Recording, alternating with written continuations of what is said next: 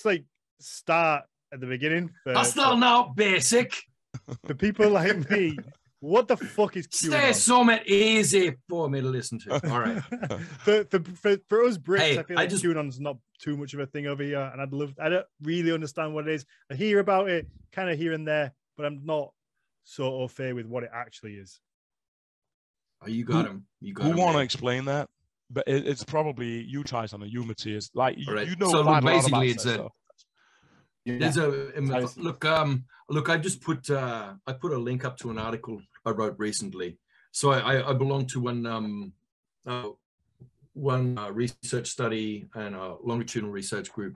We've been looking at this stuff, and I was in another one recently.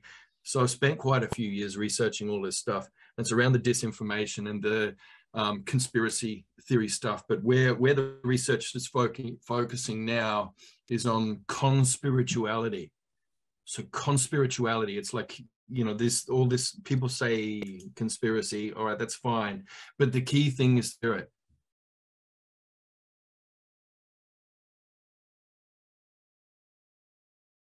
We tie QAnon and all these conspiracy theories to like Nordic mythology and what we're meant to be about on the podcast, other than these kind of mindless idiots. Let me just give you an example. Daniel, it was hilarious as prep for this episode. You asked me, what can I read or study to feel more grounded in what we're going to be talking about? Matthias, like, after 117 episodes, I feel like I can set you up for these now. Like, yeah, you can. We can read each other's minds. I set them up, and you take it away. Do the research. So I told you, like, go listen to that YouTube interview there is with the so-called QAnon shaman, the face of January 6th, right? This jackass who wears, I don't know what he's wearing on his head, like coyote skin / cow horn headdress kind of thing. That was the first time I'd ever heard of QAnon. Was this guy? And he's got Nordic themed tattoos all over his body, and he's got that Yggdrasil tattoo that as soon as you type Yggdrasil into Google, that's exactly the image that comes up, the first one.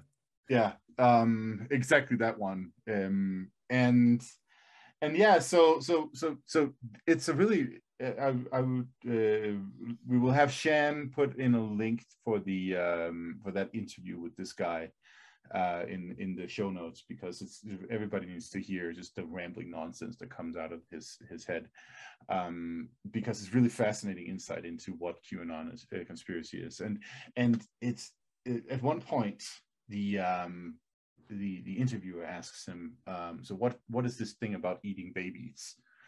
And then our good friend goes on this rambling dark hole. What an odd sentence! Like, just the fact that's even a sentence. But that's the thing in this. That's the thing.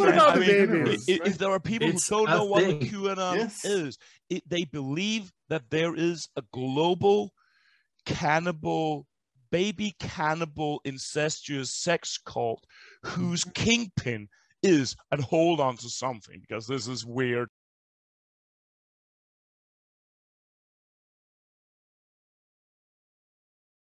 Hillary Clinton. So I mean, she does look like a baby. Senators are winning their seats on this. Senators are campaigning on this and winning their seats, and winning by a massive majority. This is not playtime anymore. This is serious. It seems like they chose large stretches of the population doing this. So on the mythical side of things, I want to highlight something. Obviously, the baby eating myth, right? So every time you say it makes me laugh. It's really weird. It's like they chose the worst thing possible. Baby buck. I want my baby buck. It's like I think everybody can agree that eating babies is the probably most boring thing you could do. Get into my belly. Come on, I have Austin Powers reference. Jesus Christ. Yeah. So I mean, seen as somebody with a relatively newborn kid hanging around, I have this running joke with a friend of mine. Every time I hand him to her, she will say, "No thanks, I'm vegan." Anyway, going back to the origin of baby eating myths, right? So we have the Kronos myth, right? We have what you've identified in Nordic mythology, Rune, with King Qanon, and we of course also have the biblical myth of sacrificing children to the god Baal, right? That is a reference that we know from the so-called Holy Land, and that one of course circulates still with Christianity. That is really important to keep in mind, that Christianity as a belief system props up that story about pagans that are sacrificing children. And we have seen throughout the history of Christianity this idea and panic reoccurring over and over again. And we saw it, for instance, with the witch panic in Europe that then also spills over to North America in the 1600s. It starts in the late 1400s and then goes upwards in popularity and psychosis, I guess, in Europe in the 15 and 1600s, culminates in the 1600s. And what is one of the main things that is being propagated in the mythology around witches, right? It is this antithetical to the society that we've established, antithetical cult, where we have a bunch of naked women who are worshiping this goat-headed man, and they're having promiscuous sex with him and with everybody else and each other and I don't know what, and they're also eating babies. That's a staple of this as well. You know the Hansel and Gretel story didn't come out of nowhere, right? In Germany. So these stories are literally with us all the time. It's an old pattern. It's an old pattern for oligarchs holding on to power. There are always useful idiots who are disaffected and disconnected from real story that you can manipulate to do that. So, if you're in Russia and Catherine the Great, if Catherine the Great is trying to undo the feudal system, that's going to mess up your earnings pretty bad if you're an oligarch, then you grab the first printing press and you put out pamphlets that says, "Hey, Catherine the Great's fucking horses. Yeah, she's having sex with horses." Like, that's what happened, And you know what?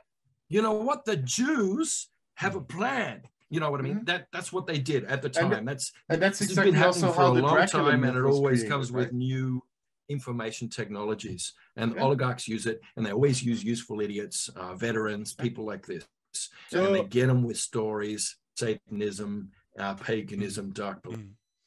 And so that's also how people are talking about a new satanic panic in the US going on now. That there's a new kind of rise in kind of hysteric fear of occultism and satanic stuff going on. Absolutely, and that we saw that in the late 70s and through the 80s, and we're seeing it again in some respect. Hopefully, people are a little smarter this time. There are still people who remember the last satanic panic, so maybe we can put a lid on it. But it is interesting and fascinating to see, because what is happening is that these old baby eating myths are coming back. And what are they, of course, also tied to? They're tied to the moral agenda on the religious right to curb abortion as a right and practice among Americans, right? So in that sense, this is how you get all of these stories about eating fetuses in the back rooms of Planned Parenthood's clinics and that kind of stuff. And it is all, a bunch of really psychotic bullshit that has no basis in reality, of course.